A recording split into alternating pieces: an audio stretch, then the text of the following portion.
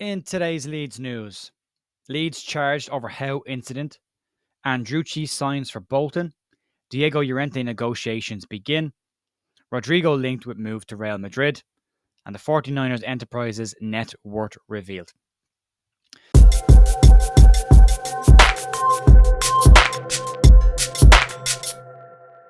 Hey folks, Jay here on the 8th of June with your Leeds United news, and not a massive amount of stuff floating around at the moment, but we will get into it in a sec. Also, just to let you know, there will be a bonus video going out this week. I'll be interviewing Charlton fan Tyler Rollinson about Lee Bowyer's time at Charlton and what Leeds could expect if Lee Bowyer was to come in. There's a lot of people talking about what each of these candidates have done at their relative clubs or respective clubs.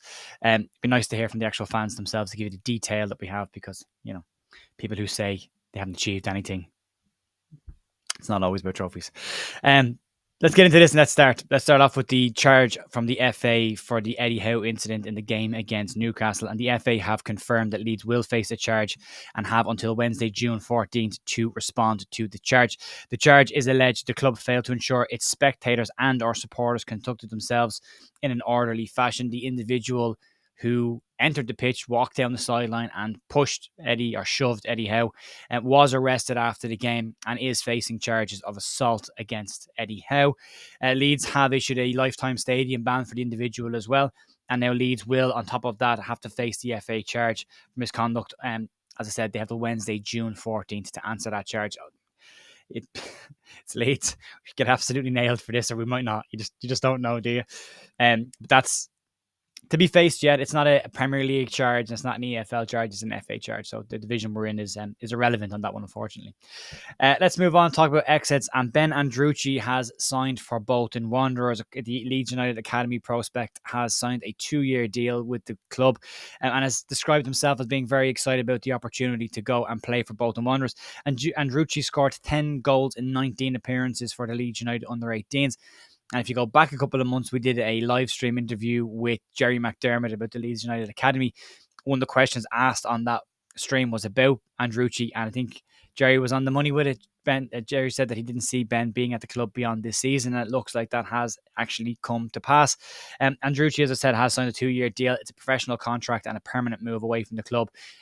Bolton say that they fought off interest from other championship clubs to sign the youngster, but he would be expected to go into their senior ranks, apparently. So best of luck to Ben, and good luck on all your future endeavours, mate. Let's move on and talk about senior players that could be leaving Leeds, and the long-running saga of Diego Llorente to Roma limbers on. And according to Italian journalist Filippo Biafora, Leeds and Roma have begun negotiations on the deal for a permanent move for Diego Llorente to leave Leeds and head to Roma. The stumbling block, as we've reported multiple times at this stage now, is the price tag. Leeds had initially agreed a loan with an option to buy of £18 million. We all thought that was too good to be true, to be recouping every penny of the money we spent on the player. That seems to be the stumbling block. Roma see him with a €6 million or pound deduction on that. They're looking at a fee of in and around £12 million, which, to be completely honest, given his last 2 seasons at Leeds and the injury problems he's even had at Roma while he was there this year, I wouldn't have any issue taking £12 million for Llorente at this stage. But negotiations apparently have started around the permanent exit. He could be the first player we see leave Leeds from the senior ranks. And I don't think many people will be overly sad to see that happen. He's a player that clearly wants to move away from Leeds. It hasn't really worked out particularly well. His first season was excellent, but then the first season for every Leeds player was excellent when there was no fans in the arenas. So, we'll keep you up to date on that one as well, and we'll see how it progresses with Llorente to Roma. Potential moves away from Leeds United, and this one's a crazy one. But according to reports in Spain from Copa, they are saying that Real Madrid are interested in signing Leeds United striker and top goal scorer last season, Rodrigo. They say that this move is on the back of Karim Benzema's move to Saudi Arabia being confirmed yesterday, and they are looking to put an experienced striker in place. The Spanish international number 9 is seen as their main target for this position, and they see him as a low-cost option as well, of a fee of in and around €3.5 million being mentioned. That's £3.1 million being mentioned for the player. I think that would be an absolutely crazy fee for Leeds to let him leave for.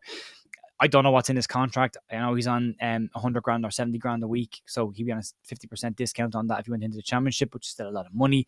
He's not expected to stay at Leeds in the championship, but I think if you look at 13 Premier League goals last season, if Leeds were buying a striker with that many goals in the Premier League, you'd be looking at upwards of 20 million. Given his age and given the contract status, I think you're probably looking at a realistic fee of anything between 10 and 15 million would be a serious discount, but would give Leeds some money back. But I think I can't see Leeds selling him for 3 million quid. I think it would be crazy to sell him. He's still got plenty of life in his legs, as he proved last season. Let's move on and talk about the 49ers situation. And as we approach the end of the week, we're waiting to hear the final details on the takeover. Phil Hayes' article in The Athletic yesterday said that the takeover is moving along as well. So people who had initially said the takeover wasn't happening are now starting to confirm that bits are happening. A lot of questions have come up around the money situation and how much money do they actually have. We've talked previously about the York family and Pete Lowry's net worth, but Forbes and a few other places have put together a net worth of the enterprise themselves. What it basically goes on to say is, according to Forbes, the investment arm are worth in the region of $5.97 billion. And to put that in context, that puts them as the 11th richest sports entity on the planet, which is significant and serious amounts of money.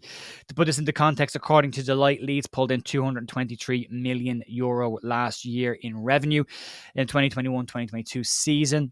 It says that of only 17 clubs around the world brought in more revenue than Leeds in 21-22 season. It says that 61% of that comes from the broadcasting rights, which is the Premier League money, which is significant, as we know. 27% of that comes from commercial deals that Leeds have in place, so sponsorship deals, corporate deals around the ground as well.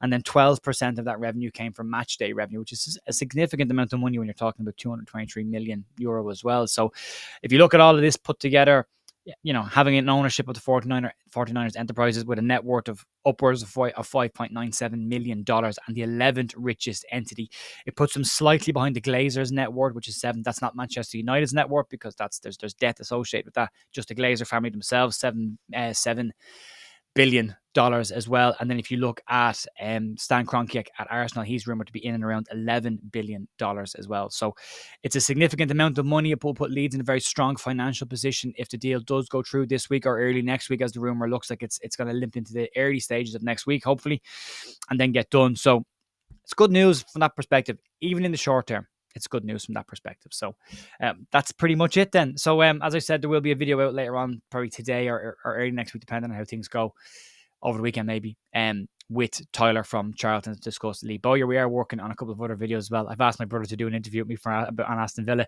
He's not so keen to be on camera, so we'll try and find another Villa fan floating around who wants to have a quick chat about Steven Gerrard. Although according to reports this morning moving around, it looks like Steven Gerrard could be off the list. Leicester and Leeds both look like they're stepping away from hiring Steven Gerrard as the next manager. It's very quiet at Leeds at the moment around the manager situation. It'd be interesting to see if the names that are being touted at the moment are literally just flags being flown or kites being flown by Leeds, to see what the reaction's like.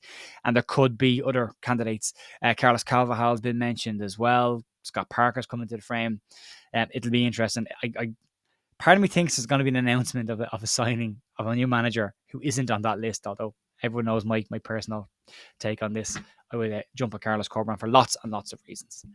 People saying that he's never won the championship, so he's not a credible candidate.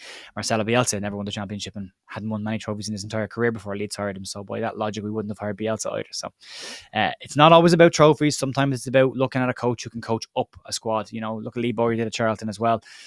Corberán's done at West Brom and Huddersfield, coached a team to slightly beyond their level and has improved his playing squads. If you put some finances behind that and some really good players, you got a good coach who can coach players to be better, and you got finances to bring in better players again as well. So that is my take on it anyway. So probably a live stream before the end of the week as well. Might even do it tonight. I haven't decided yet. I'll see what the story is later on. But let me know what you think about today's news in the comments. Thanks as always for supporting the channel, and I will see you tomorrow later on, some other day, for Leeds news. See you then. Have a great day. Bye.